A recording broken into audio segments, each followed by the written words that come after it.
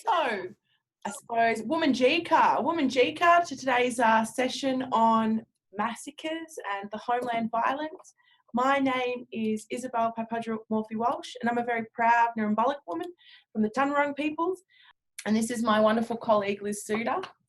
Hello everyone, so I'm Liz and I'm the Program Coordinator for Humanities Education here at Melbourne Museum, and I'm very privileged to be working in the First Peoples area with Isabel and others.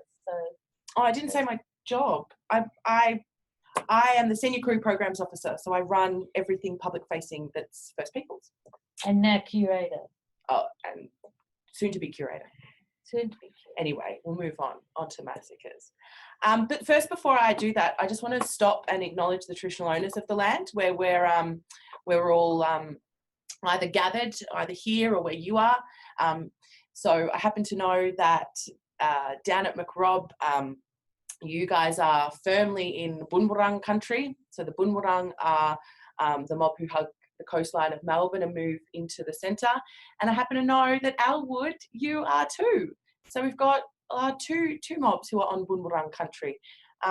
Where we're sitting, we happen to be on both Bunwurrung country and Wurundjeri country. So I want to acknowledge the Wurundjeri people as well before we get into it. As do I. I suppose the first thing that I wanted to talk about in relation to the violence that occurred. So we're talking about this period after First Contact.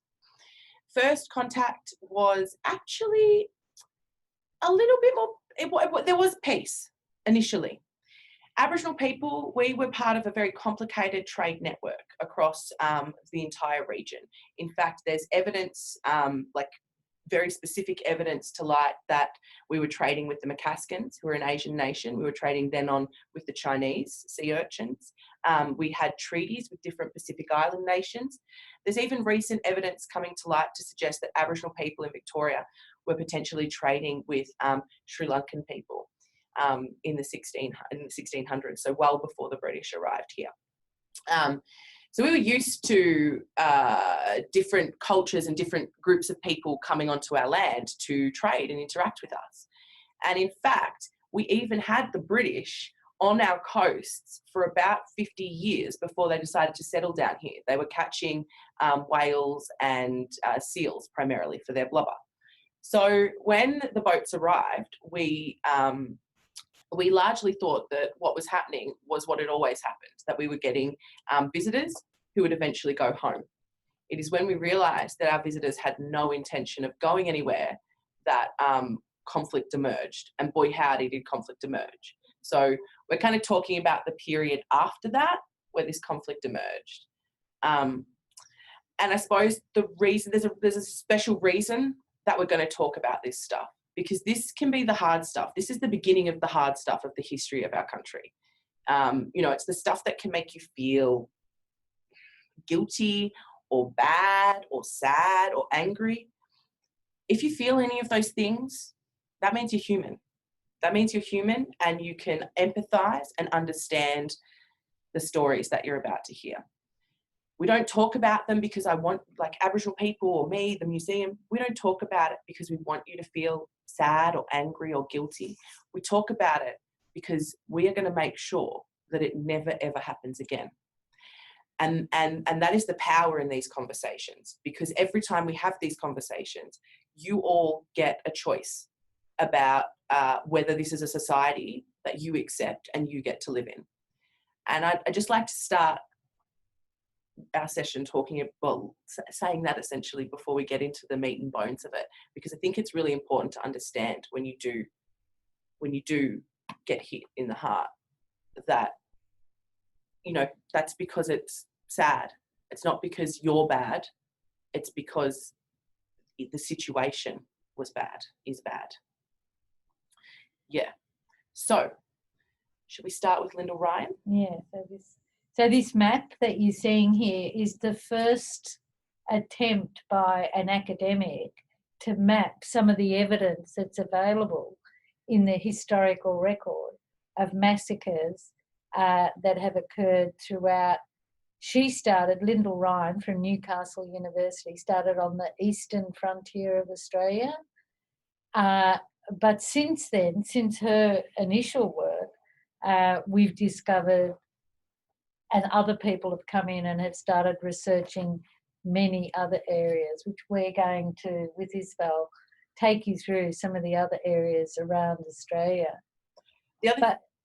Can I sort of just interrupt you? Because Liz there called it the frontier, which is what the majority of, if when you do your own personal research, that's the majority of what you're going to come across, this language of the frontier wars, frontier violence.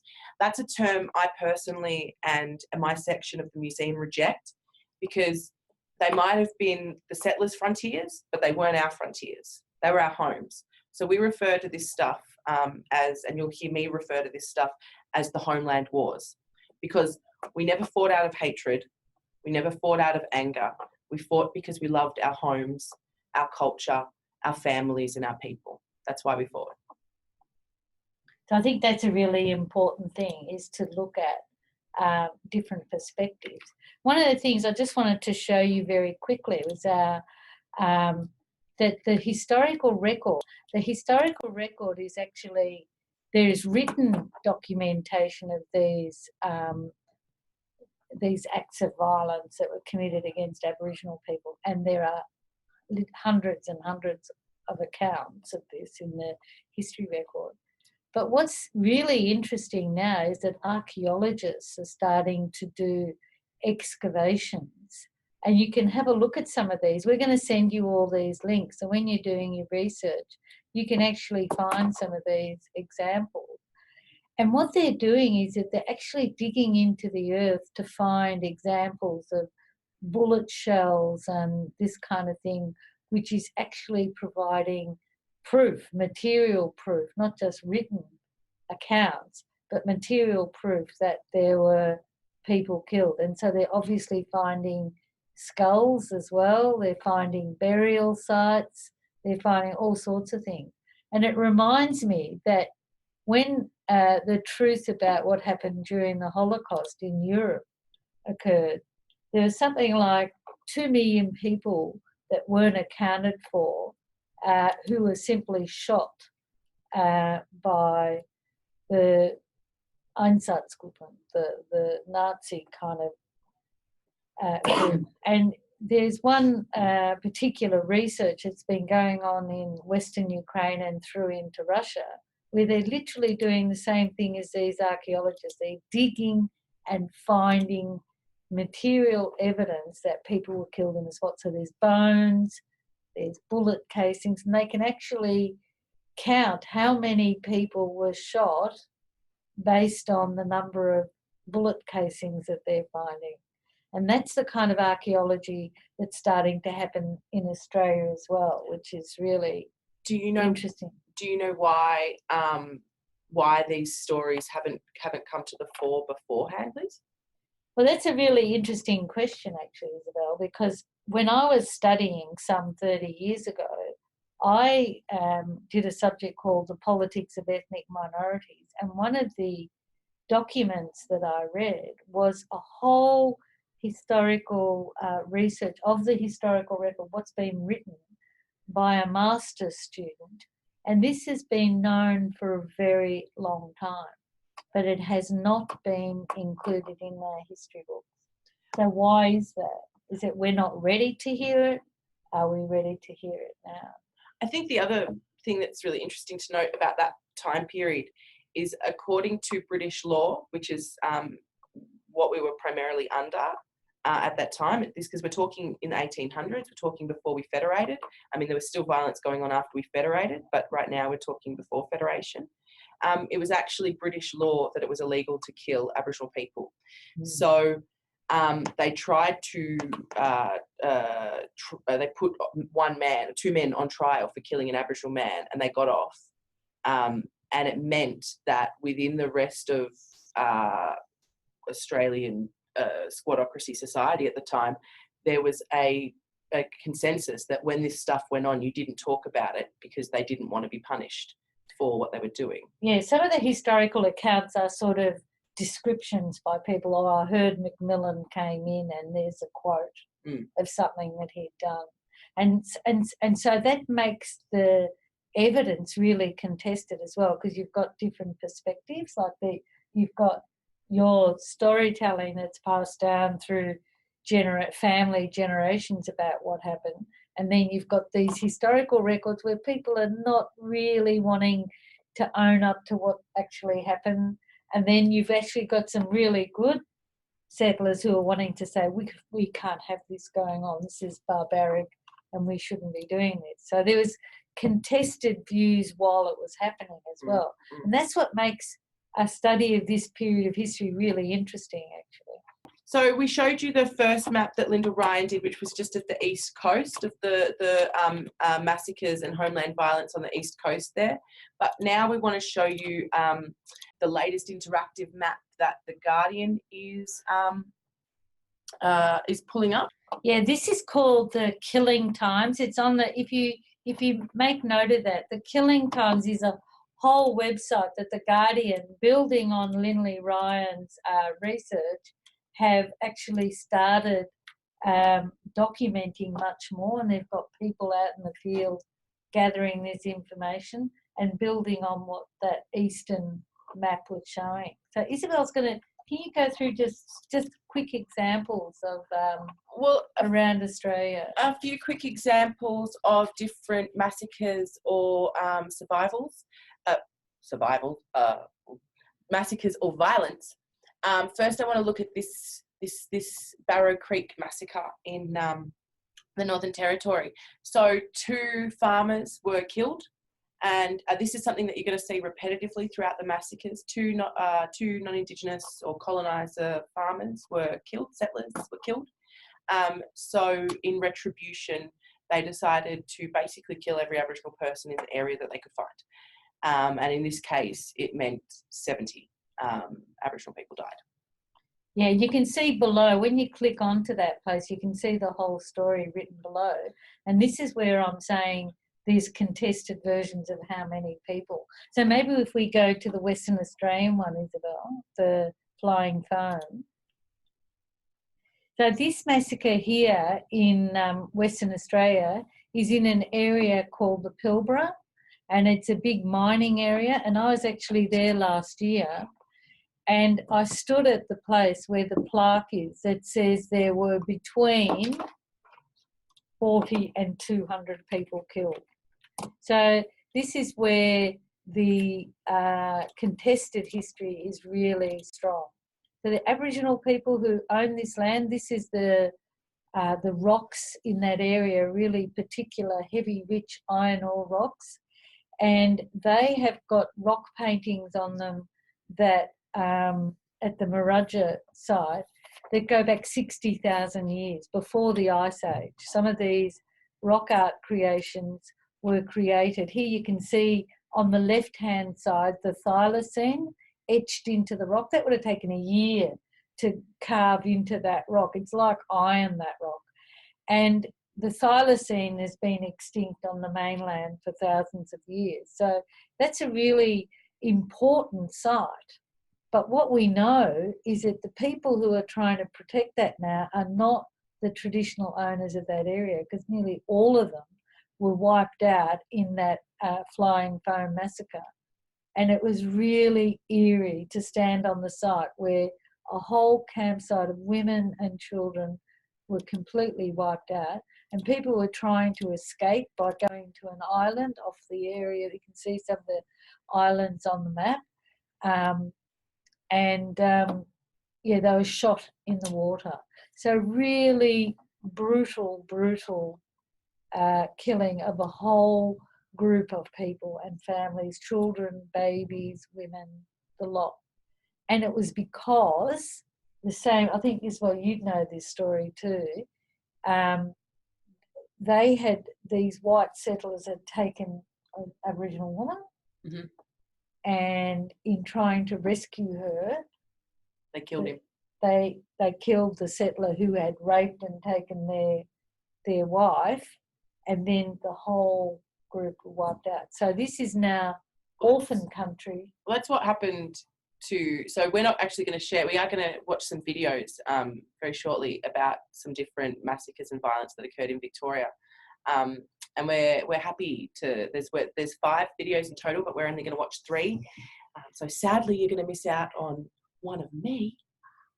But my story that I talk about is actually basically the same as that. In Benalla, there was a group of pastoralists moving down across country. They were moving sheep from up in South Australia. They were moving them down across into Benalla to a man called Faithful's property.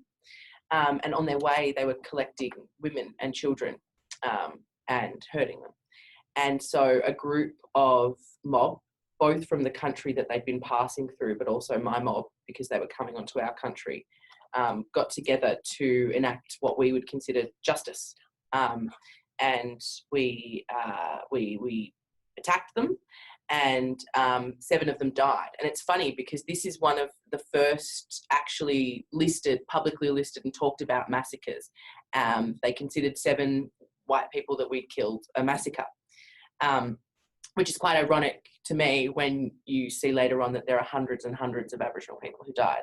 And in particular, the way in which the local settlers dealt with this piece of violence is that they indiscriminately, for the next 3 months, killed every Aboriginal person that they came across on and around that piece of country. So even though we have the 7 colonisers recorded and documented, we actually have no record of the hundreds and hundreds of Aboriginal people who died, women, children, not just warriors, not the men involved, but anyone they could find. And what the historical record also shows is about this time that you'd hear about this big massacre, but then people would go back out into the country and just pick off people in their campsites, didn't they? Mm-hmm. So I think we should just crack into a video looking at the timing.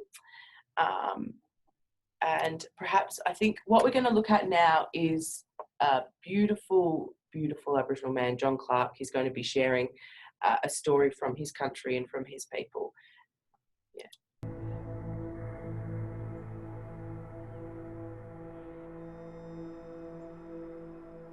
I never learnt about history as such. I learnt about our story. My grandfather, he had no licence, so he used to sit in the back seat of the car with the kids.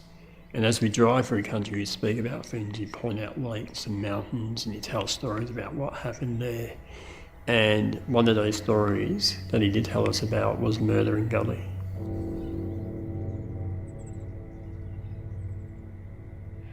To go there and experience that space is saddening, and there's a humility about it. When it comes down to it, people were murdered, families were destroyed. It is said, even by Europeans, that the creek flowed red for days afterwards. They were not trying to hurt anyone. In fact, many of them were fleeing. And they were actually coming together to seek refuge and solace in each other. They rode in and opened fire and shot everyone. Literally, there was only probably a handful of survivors who fled during the attack. The casualties included women and children and infants. One lady fled the scene on the morning of the attack, and she grabbed a baby. It wasn't her baby, it was just a baby. And she ran with that baby as far away as she could. She tied the baby to her back. She swam from one point of the lake to the other to seek refuge. She saved the life of this baby. She saved her own life. She saved generations to come afterwards. It was a cruel time, but out of that, Aboriginal people maintained a grace. In the face of such adversity, they were still being generous. They still contributed to the broader community, to the broader society, to country. And when I speak about country, I speak about everyone in it, and that includes non-Aboriginal people. and that they know how to relate to country. They know about these stories as well, even the hard stories. Aboriginal people didn't just disappear in the landscape. It was a violent frontier.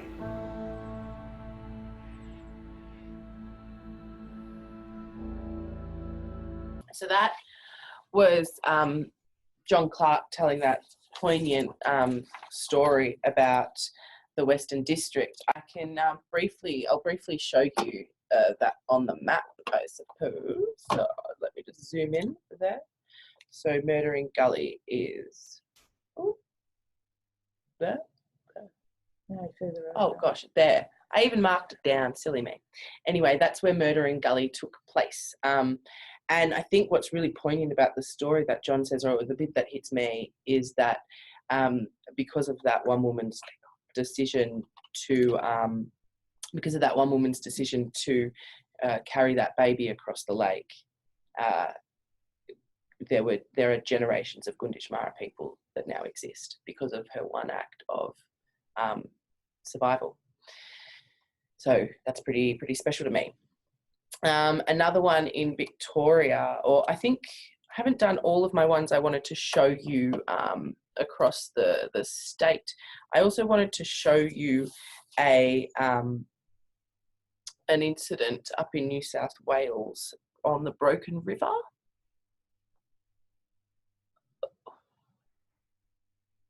You see some of these names like Slaughterhouse Creek, Butchers Creek. But yeah, no, I mean, I think that's the other thing that most people don't realise. When you're travelling through the country and you go past Butchers Road, Butchers Gully, Butchers Creek, generally that name exists because it's a site of violence.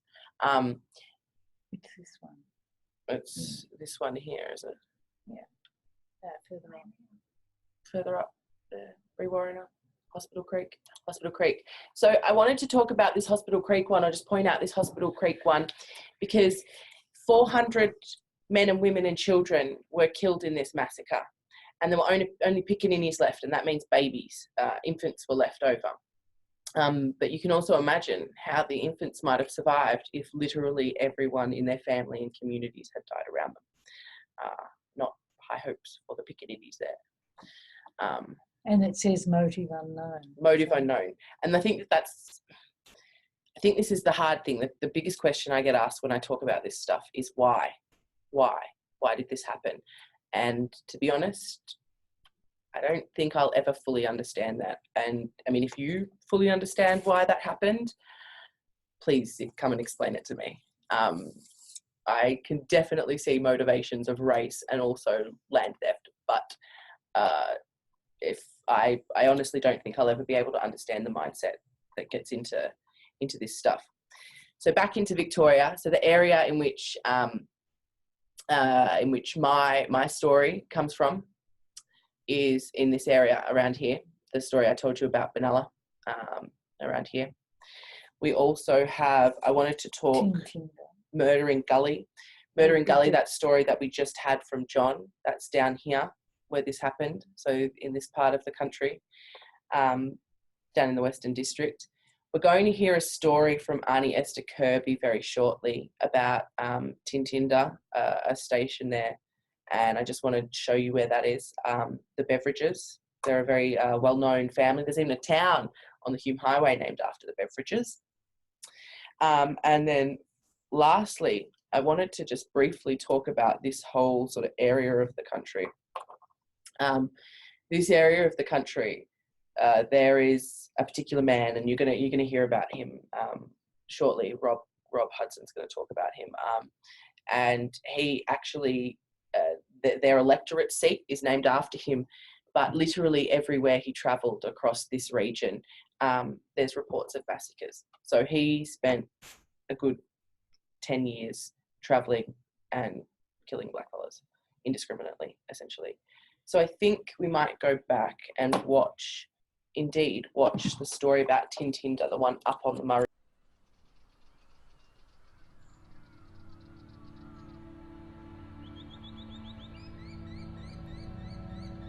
As you can see, this is a beautiful piece of land here, and I understand why the Beveridge family chose to squat here. but they didn't negotiate with the traditional owners of this land to be here. That was rule number one broken.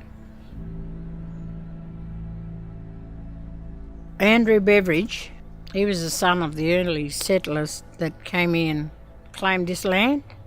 And they come out here and they built homes and stuff, and they took a big lot of land.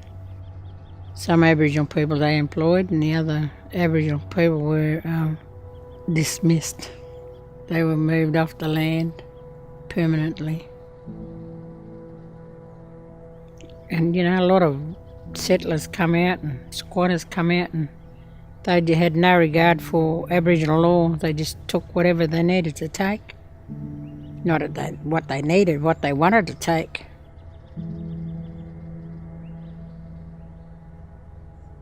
Andrew Beveridge, he took that woman and wouldn't give her back. Anyways, he got speared. That's why he's laying over there in that grave. And then the girl went back to her family. Then after that, they pretty much killed most of the Aboriginal fellas here. Hunted them down and shot them. But Andrew Beveridge should have done the right thing. You know, traded cattle off for that woman or let the woman go. I think we're at an age now where both these history can be talked about honestly, openly, without any anger or malice.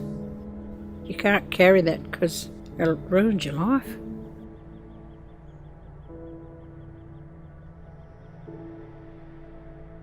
Sweet Auntie Esther reminding us once again why it is important to talk about this stuff, why it is important to maintain an open heart and how to move forward. And I think we should just crack into the last video as well. Can we just say that all these videos, there's 5 or 6 of them that are available in the First Peoples exhibition in the Call to Fight section. So that's where you can see them in the actual gallery space.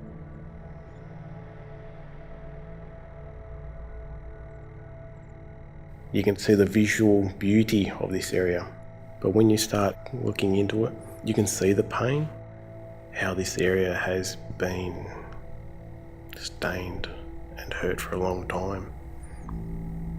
A lot of our people know about it, a lot of non-Indigenous people don't know about it, or they don't want to know about it. All the sites that are known throughout Gippsland are all known because they are recorded. Then there are sites that a lot of people know about, especially the blackfellas. All of our people, they talk about it all the time. And we go to places, well, I said don't go there at night or don't even step your feet in that area. That's where the white fellas shot and killed our old fellas. So in Aboriginal oral history, we know that it happened. Our people pass it down. They need to be acknowledged as well. They believe researchers before our Aboriginal oral history. People don't believe it until it's written down. You look at names, Skull Creek, Butcher's Ridge, Butcher's Creek, not named after a butcher. Most times it's named of what happened there. A lot of people live there, they have no idea what it means. I wanted to learn about the past history, the bad past, and the people that did this sort of stuff, such as the names of McMillan and his entourage.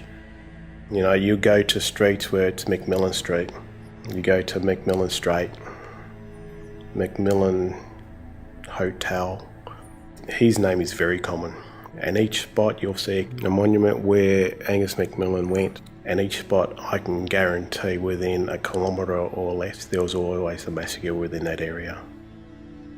In Gippsland we have no monuments of what happened to Aboriginal people, and it's just heartbreaking really. Just a simple plaque acknowledgement. When does the hurt stop? When people start acknowledging it.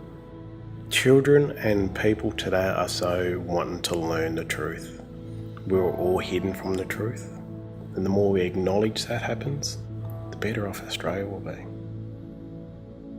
Point a lot is that I mean, certainly in my experience of growing up and going through the schooling system, I was always told that Australia was settled peacefully, that we were a peaceful nation. And I think you can't help but hear these stories and look into this stuff and hear this stuff and realise, actually, no, there was not peace when we were settled, when we were founded. It was not even peaceful for the settlers. It's just a complete myth that for some reason, which I will let you determine what you think that reason is. I have a few thoughts myself, but for some reason we pretend didn't happen. I want to talk about Macmillan, and in particular, I want to talk about Macmillan because his family have done something that I think is pretty amazing, and it's actually something that a few other settler or colonizer families are beginning to do now as well. So if we could go onto the Cat Flynn slide, that would be a grandiose approach. So this is Cat Flynn, and she is the great niece of Angus Macmillan, who was Angus Macmillan is who Rob was talking about in just that previous video that we were just watching. So Angus Macmillan is known to have been involved in numerous massacres. There's numerous recordings of placing him at the site, and he was kind of, through the readings and stuff, it's very clear that he was a big instigator of this. Cat Flynn, his great niece, she lives back over in England. She was born in England. She's part of the family that stayed there. And they had always heard and carried down through the generations that Angus Macmillan was this great explorer, that he went over to Australia and he discovered and explored things. And she got really curious about this man, because clearly he was like an important man. You know, there's a whole electorate named after him. There's numerous spaces, sites, streets. He's prolific. So she decided to come out here and have a look into who he was. And what she found out was pretty distressing for her. Hey, so she wrote this book all about what it is like to go through this process, to research and realize that part of the blood that runs through your veins has committed atrocities in the past, and how that made her feel and what that was about. And I think that it's a really interesting point, because we have a colleague here that's a historian here at the museum at the moment, who her family were key in perpetrating the Coniston massacre up in WA, I think. Northern Territory, my bad, which we'll also link you to. And she and her family have recently come out and said, hey, this is what my family did, and it's crappy, and we're sorry that it happened. We're sorry in the sense that they're not saying that they did it. They're not accepting responsibility for doing it. They're expressing empathy. They're expressing empathy and saying, this is not okay. This is not okay that this happened. And what that has meant that the descendants of the Aboriginal people that survived the massacre from that country, and her family were able to come together and actually heal. They're able to move forward, and they're able to put down that anger, the sadness, but also in Lisa's family, they were able to put down some of the guilt that they feel, because that's what talking about this and bringing it out into the open does. It allows us to feel it, to honour it, and then move forward choosing something different. So Isabel, I'm just thinking we've got 5 minutes left. Do people have questions that they want to ask of Isabel? I've got one to start off with. If you want to organise your questions. You know, in that article with Cal Flynn talking about Macmillan, she actually meets with Ricky Mullet on country, in Gunnar-Kerno country, and he asks her why she's doing it, why she wants to know this. And his answer to her is quite interesting.